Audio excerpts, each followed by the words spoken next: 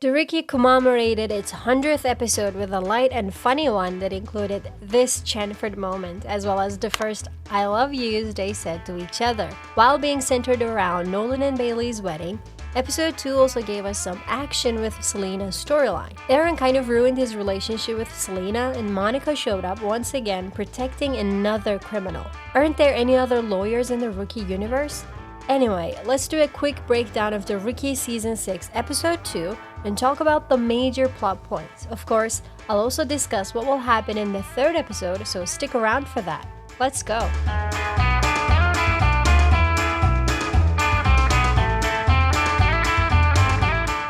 Episode 2 Breakdown. Well, although it was fun, Nolan and Bailey's wedding storyline consisted of some very cliché drama, like the cake arriving on the wrong day with the wrong flavor and the priest not being able to arrive in time for the ceremony.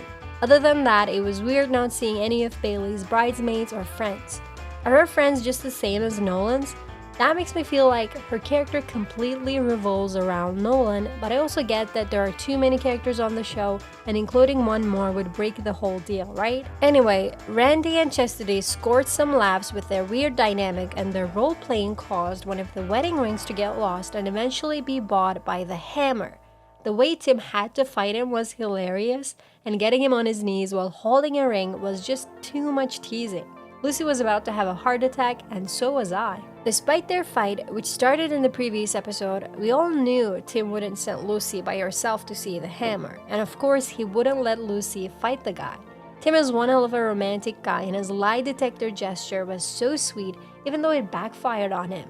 At least we got to hear him say I love you for the very first time. I mean, I already knew that Tim loved Lucy without a doubt, but showing that to the audience through a lie detector test was genius. It also helped Lucy get 100% affirmation of Tim's love in a way that she cannot deny or suspect. But I'm not sure whether I'm happy about where they are in terms of their argument. It's no wonder undercover work is a delicate subject for Tim, and he's sure as hell scared that something may happen to Lucy during an undercover job, which is always dangerous. Do you think he's subconsciously trying to stop her from pursuing the undercover job? I personally don't think so, but it's not too far-fetched to think that he would be more than okay if this undercover thing didn't work for Lucy. On the other hand, I can see Lucy is scared too. She knows that she's good undercover, but Isabel was too, and she fears what happened to Isabel would happen to her as well. That's why they're having all these fights. And I don't think they will end soon either, but at least she said I love you too, although it wasn't fair since she wasn't tied to a lie detector test. Moving on to another storyline, it was nice seeing a little update on how Wade and Luna have been doing. As soon as Luna talked about going to the book club, and I'm sure most of you knew that she was lying. Of course your detective husband was going to figure it out, Luna. What were you thinking?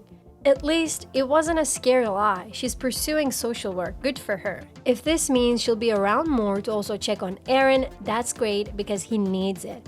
Aaron has not been himself since the shooting, and I don't blame him. He had a traumatic incident, but not being fully honest with his therapist is such an overused trope that I hope the Rookie fixes it immediately.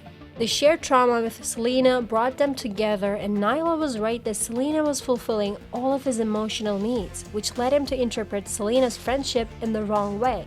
Right now, we have no indication to know whether Celina feels something towards Aaron, something more than friendship. I hope not. Would you want these two to start dating? And finally, the action on the wedding night, which didn't seem necessary at all, but I guess they had to include it to have more excitement in the episode. Of course, Nolan had to go save Celina since she's like his child. One thing I have a problem with is how easily Nolan threw that man out of the window. Earlier on in the show, they would have discussions around the dangers of using deathly force, and now it's like they don't care. Was that really necessary? I felt like that was included only as a cool shot and wasn't considered from all angles. Nevertheless, I loved how he appeared with that hoodie and the swagger and tried to hide his face. That was hilarious. Overall remarks. Monica showing up as Oscar's lawyer was a surprise, which immediately reminded me of the season 5 scene with Oscar and Elijah.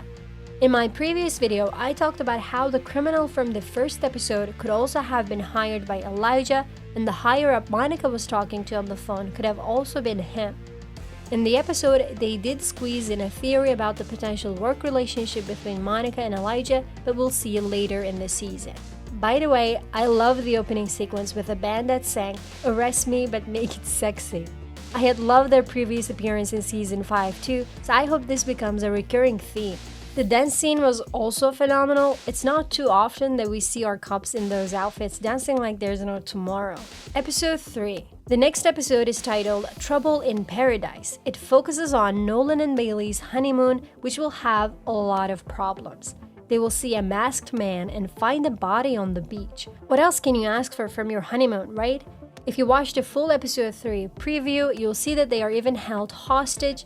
Nolan clearly cannot catch a break, but the crew will come to their help, no doubt about that. Here, I should ask you a question. What kind of videos would you like to see about the rookie? Tell me in the comments below and your wishes may be granted. Don't forget to like, share, and subscribe. See you soon.